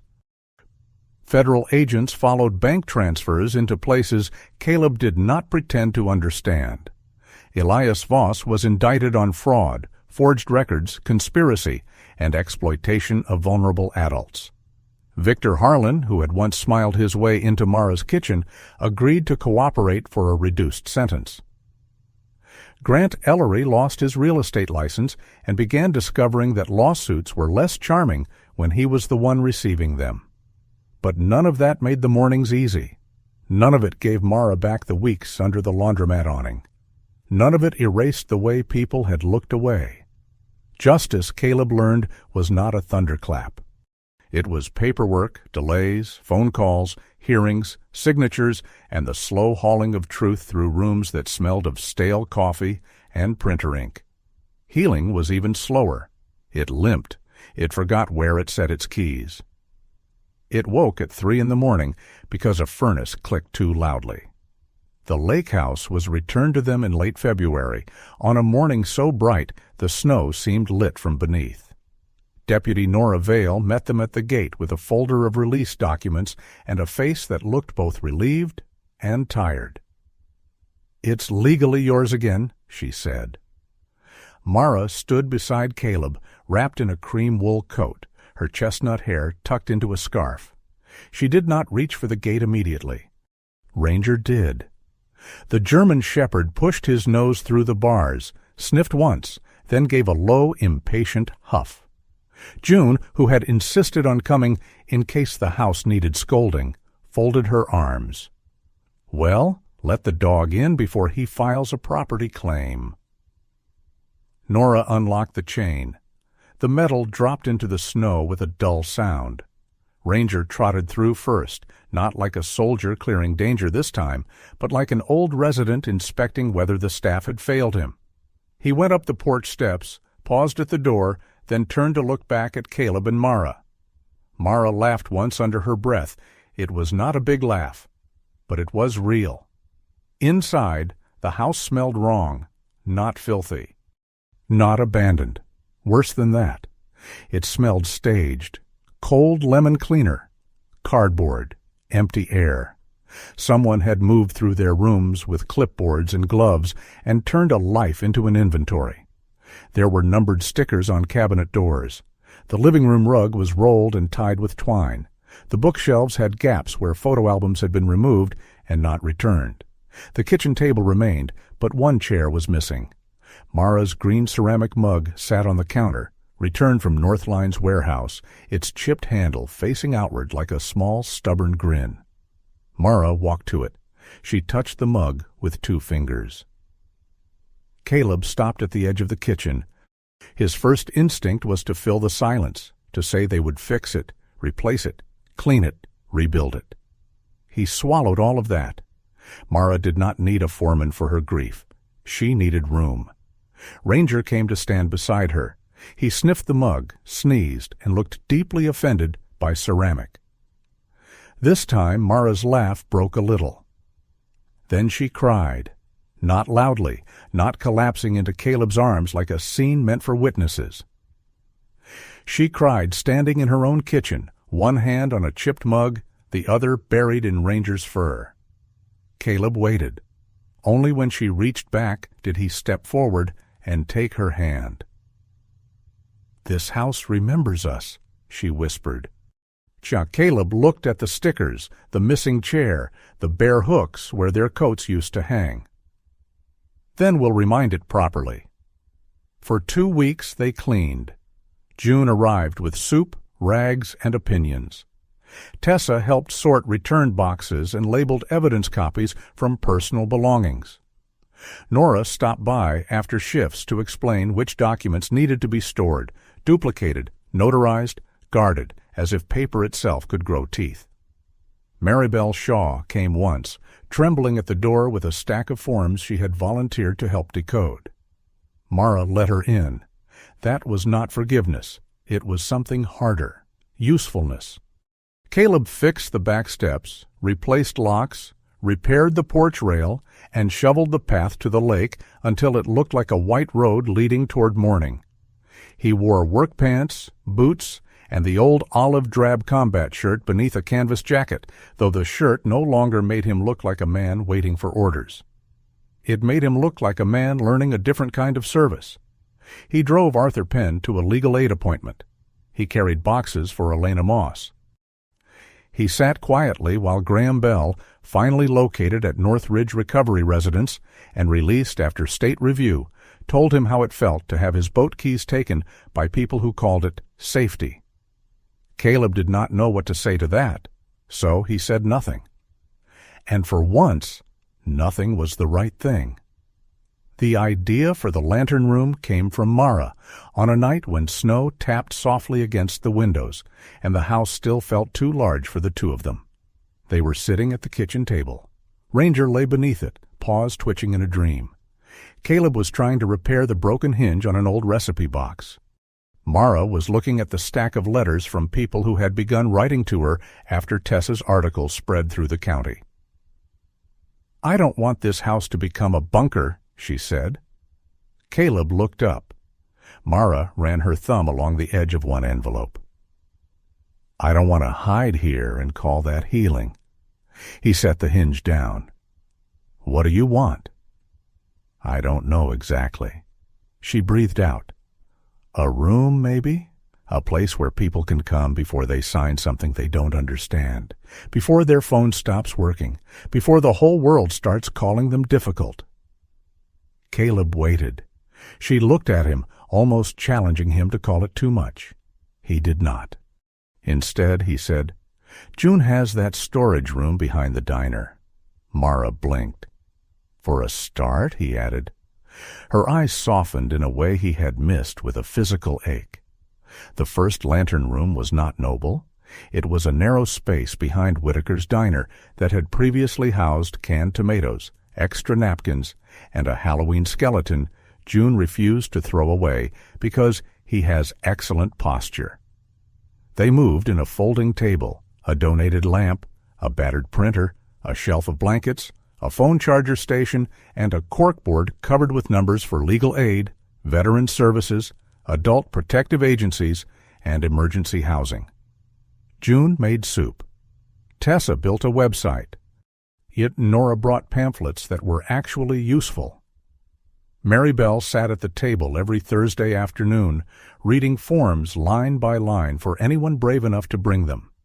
Ranger took his position under the folding table and became, without election or debate, Director of Emotional Operations. People came quietly at first. A widower worried about a reverse mortgage. A retired nurse whose nephew wanted her to just sign some papers. A veteran spouse who had received a letter that sounded too much like help and too little like honesty. Some came for legal guidance. Some came for soup. Some came only to sit in a warm place where nobody asked them to prove their fear was reasonable before offering coffee. Caleb learned the art of small rescue, opening a door, pulling out a chair, driving someone to the county clerk, waiting in a hallway, making terrible coffee, and accepting June's criticism with military discipline. "You brew like you're interrogating the beans," she told him. "Results matter," Caleb said. "Not if the result is a felony against taste." Mara heard it and laughed from the next room. That laugh became the measure of their days. Not constant, not guaranteed, but returning. By early spring, after partial restitution funds were released and their nonprofit paperwork had begun crawling through the necessary offices, they moved the lantern room to the old boathouse beside the lake house. Caleb repaired the roof.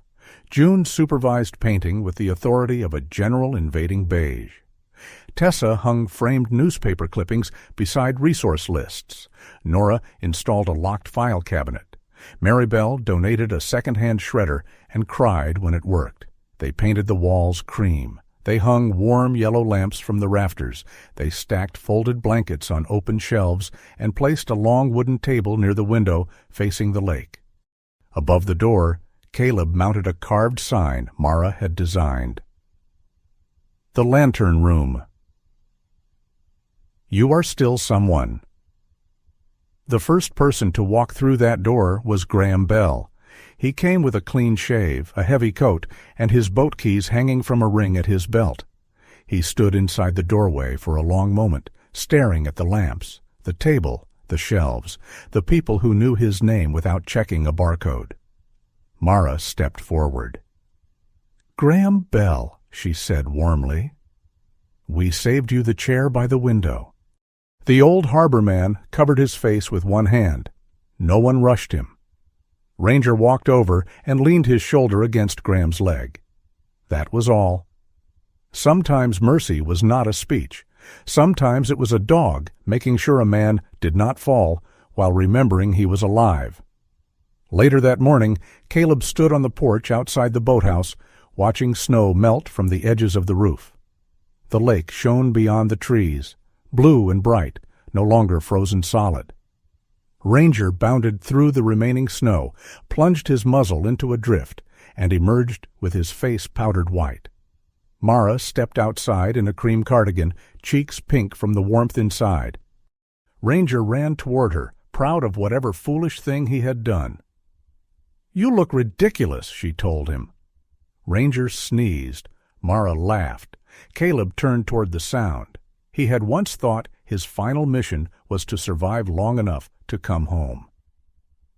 Then he thought it was to reclaim his wife, his house, his name, then to bring down the men who had built a kingdom from stolen trust. But standing there, outside a small room filled with yellow light, Caleb understood that the last mission was quieter. It was keeping the light on, not as a symbol, not as a grand gesture, as labor. Every day. For whoever came in from the snow carrying a letter they did not understand, a story nobody believed, or a name some system had tried to reduce to a file. Mara came to stand beside him. This time she reached for his hand first. The old brass compass rested in his pocket, no longer heavy. For once, Caleb did not need it. The road home was not behind him. It was here, being built plank by plank, cup by cup, name by name, under the watch of a German shepherd with snow on his nose and the solemn pride of a mythic beast guarding a very small kingdom. Mara leaned her shoulder against his. Inside the lantern room, someone laughed. June scolded the coffee machine. Tessa's recorder clicked on. Nora's voice explained a form. Maribel turned a page slowly for a woman who had been afraid to read it alone. The lake flashed with morning light.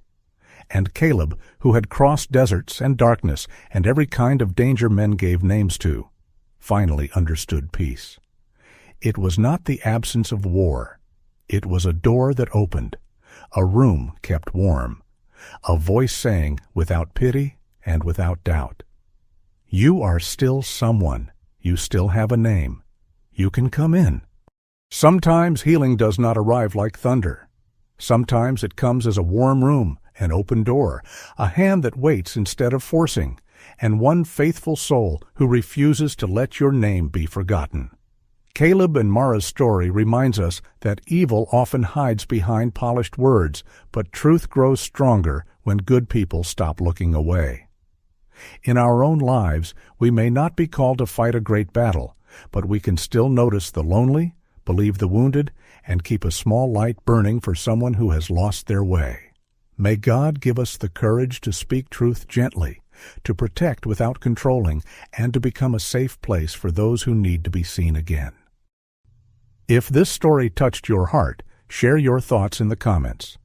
And if you'd like more stories of loyalty, justice, and quiet hope, please subscribe and stay with us for the next one.